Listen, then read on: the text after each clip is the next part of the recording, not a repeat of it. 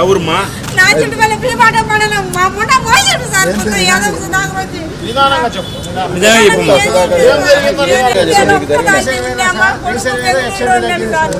మా భర్తలు చెయ్యి మొత్తంగా ఉన్నాడు నిదానంగా చెప్పు సమస్య అంతా చెప్పు పేర్లు మీదకి పంపించండి సుధాకర్ యాదవ్ అంటే మైదుకూరు ఎమ్మెల్యేనా ఆయన ఎంఆర్ఓను పంపించి 6 మంది పోలీసు వాళ్ళను పంపించి 30 మంది వాళ్ళ బంధువులందరూ 30 మంది చుట్టుకొని ఏ పక్క పెయింటింగ్ ఆ పక్క మొత్తం ఎప్పదేసి ఏ పక్క అప్పటికప్పుడే జేసీబీలు పెట్టి నువ్వు పక్కన పడి నువ్వు అంతే నిన్ను పోలీసులకు అరెస్ట్ చేద్దాం నువ్వు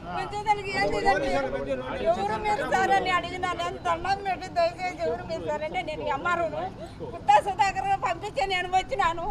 నువ్వెవరు ముందు అంటే నా బలం కడిగి నేను ఆడిపోయాను నీ రోజులు గెలిచి కట్టిపెట్టి నువ్వు ముందు సుమా ఎక్కువ నిన్ను అరెస్ట్ చేపిస్తానని నన్ను బెదిరించి మమ్మల్ని అన్యాయం చేసాను మా కోపం ఉంచిండు 60 స్తంభాలు పడగొట్టేసిన పెండింగ్ మొత్తం పడగొట్టేసిన మమ్మల్ని జీవితాలే అంకెని చేసుకున్నాను నేనైతే బతకను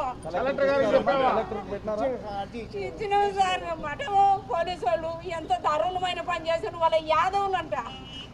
ఏ ఎస్ఐ వాళ్ళ యాదవ్ అంట వాళ్ళ యాదవ్ అయితే మా ప్రాణాలు కూడా ఊరేస్తాడా ఎంత అన్యాయమా 60 స్తంభాలు పడగొట్టేసి చేసి పెట్టి అప్పటికప్పుడే ఖాళీ చేపించి అధికారం ఎవరిచ్చిండు వచ్చి కొలత పెట్టి నాకు నోటీస్ ఇచ్చి నా పొలం రావాలి కదా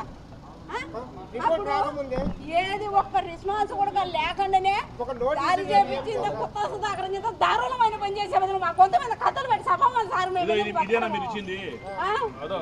నేను బతికినా లాభం లేదు కొత్త సుధాకర్ ఇది మటుకు ఆత్మహత్య ఎందుకు మమ్మల్ని ఇంత అవమానం చేసి వాళ్ళ యాదవులని ఇంత ఈ రాజకీయం సార్ ఎక్కడుంది ఈ రాజకీయము నా గొంతు కోసేపోదు పైకి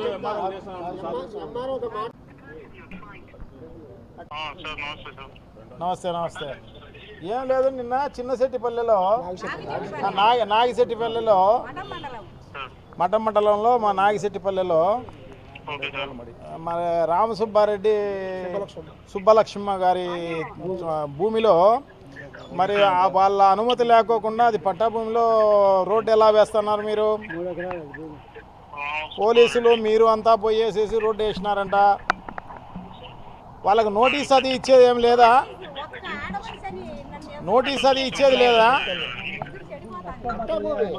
మీరు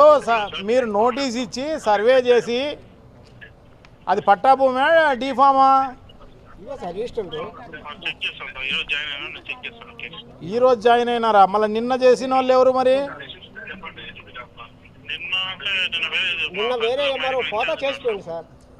నిన్న వేరే ఎంఆర్ఓ పోతూ చేసిపోయినాడా వీళ్ళు వస్తారు కానీ ఈరోజు ఇప్పుడు కలెక్టర్ ఆఫీస్ దగ్గరికి వచ్చి జేసీ గారికి రెప్పేసి ఒకవేళ దాంట్లో అవన్నీ కూడా ఫెన్సింగ్ అంత నష్టపరిచి వాళ్ళందరినీ కూడా రోడ్డు వేయడం అనేది తప్పు కదా రేపు వస్తారు చూడండి సరేనండి సరే థ్యాంక్ యూ కాలరు వాళ్ళ ఆటోలు వాళ్ళంతా వచ్చేది నాకైతే తెలియదు సార్ ఒక్కసారి సడన్గా వచ్చి ఎవరు సార్ మీరని నేను అడిగిన పరిష్కారం అడిగితే నేను మఠమే ఎంఆర్ ఉన్నాను నన్ను పుత్తా సుధాకర్ పంపించిండు అన్నాడు ఏం కారణం ఏంది సార్ అన్న కారణం ఏంటంటే ఇక్కడ దారి చేయాలని వచ్చినాము నువ్వు పెండింగ్ ఎవరు ఇవ్వని నేను 15 సంవత్సరాలు అవుతాను సార్ పెండింగ్ వేసి ఇప్పుడు కాదు వేసింది